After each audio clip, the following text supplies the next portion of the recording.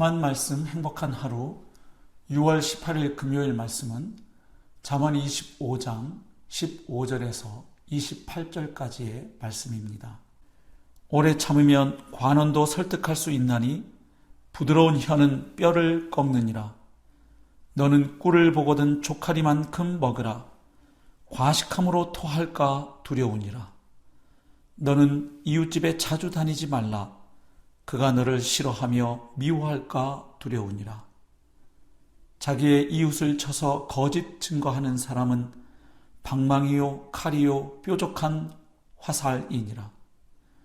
환난 날에 진실하지 못한 자를 의뢰하는 것은 부러진 이와 위골된 발 같으니라. 마음이 상한 자에게 노래하는 것은 추운 날에 옷을 벗음 같고 소다 위에 식초를 부음 같으니라. 내 원수가 배고파 하거든 음식을 먹이고 목말라 하거든 물을 마시게 하라.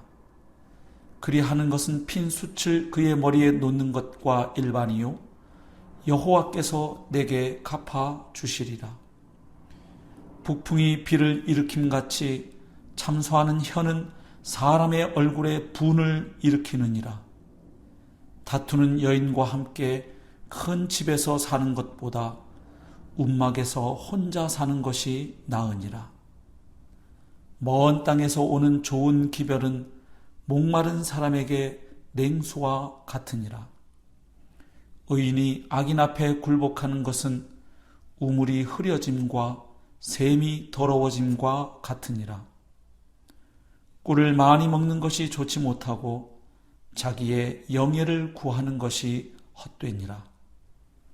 자기의 마음을 제어하지 아니하는 자는 성읍이 무너지고 성벽이 없는 것과 같으니라. 아멘.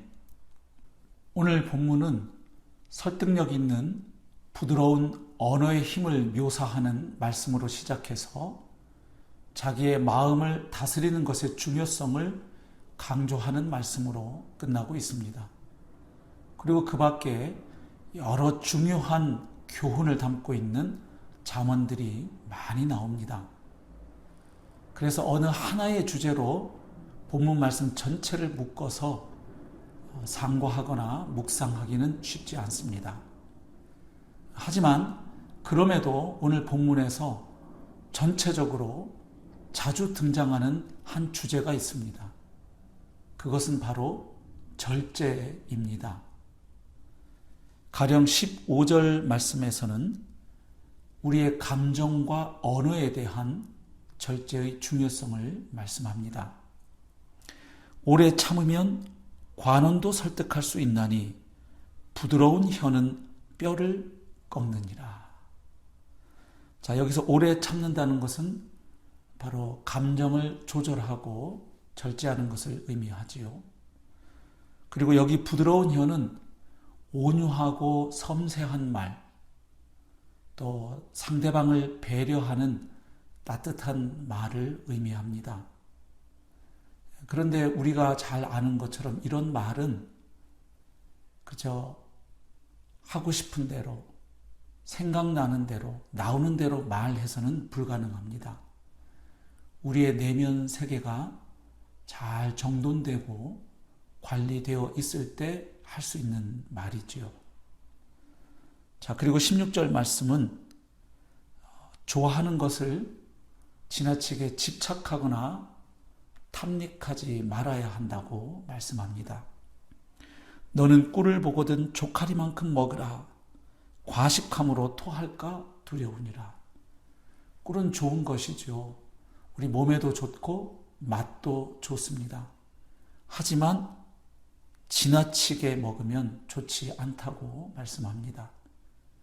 옛말에도 과유불급이란 말이 있지요. 지나친 것은 미치지 못하는 것과 마찬가지다 하는 뜻입니다. 뭐든지 지나치면 좋지 않은 법이죠. 그런데 우리가 어떤 것에 집착하거나 탐닉할 때 그 이유가 있습니다. 주로 우리 마음이 공허하거나 허전할 때 그런 일들이 일어납니다. 그러니까 우리의 내면 세계가 잘 관리되고 정돈되어 있어야 어떤 것에 탐닉하거나 집착하지 않을 수 있는 것이죠. 결국 우리의 마음에 부활하신 주님께서 왕으로 좌정하셔서 그분이 다스리시고 인도해 주실 때 우리의 내면이 풍성해지고, 그럴 때 우리가 어떤 주님이 아닌 다른 것에 집착하거나 탐닉하게 되는 일들을 피할 수가 있는 것입니다. 또 17절 말씀을 보면 지나친 친교 활동, 사교 활동을 절제해야 할 것을 말씀합니다. 너는 이웃집에 자주 다니지 말라. 그가 너를 싫어하며 미워할까 두려우니라. 이웃끼리 자주 왕래하는 것은 좋은 일이죠. 하지만 지나치게 자주 이웃집에 다니는 것은 좋지 않다고 말씀합니다. 사람과 사람 사이에는 또 적당한 공간이 필요한 법이지요. 사실 사람들을 지나치게 자주 만나고 사람들과 늘 함께 있는 것은 우리 자신을 깊이 성찰하는 일을 어렵게 합니다. 사람들과 함께하고 어울리는 것도 좋은 일이지만 또 나 홀로 주님 앞에서 나 자신을 다시 한번 살피고 주님과 깊이 교제하는 시간이 꼭 필요한 것이죠. 자, 27절 말씀에는 욕심과 이기심을 절제하는 것에 대해서 말씀을 합니다. 꿀을 많이 먹는 것이 좋지 못하고 자기의 영예를 구하는 것이 헛되니라. 자기의 영예를 구한다는 것은 결국 명예를 구하는 것이죠.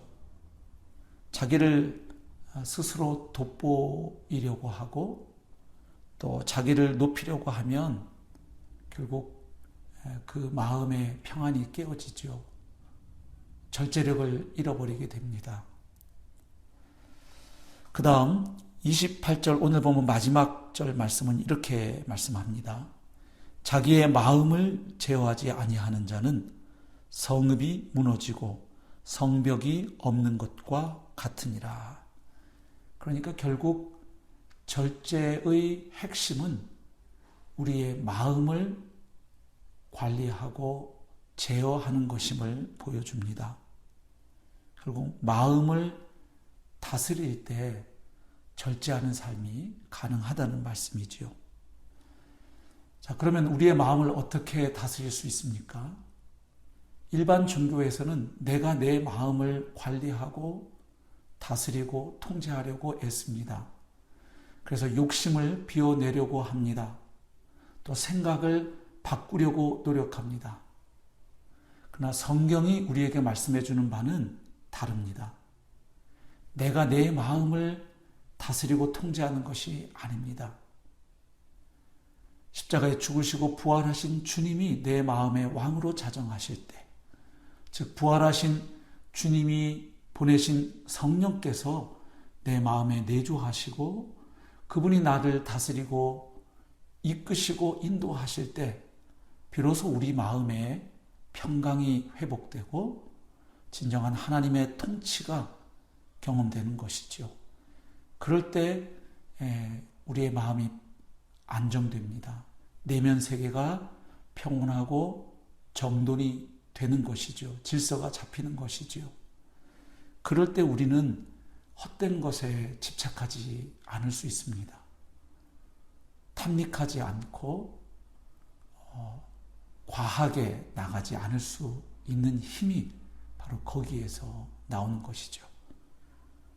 즉 내가 나를 관리하고 통제하는 것이 아니라 주님께 주권을 내어 드릴 때 주님의 주님 되심을 우리가 인정할 때 바로 주님이 우리를 이끄십니다. 그리고 우리를 위해서 전부를 내어주신 주님은 폭군과 같이 우리를 다스리지 아니하십니다. 그분은 참으로 사랑과 온유의 주님이십니다. 그래서 그분이 우리의 마음을 다스리실 때 우리 마음에는 하늘의 평강으로 충만해지는 것이지요. 그럴 때 바로 절제하는 삶이 가능한 것입니다.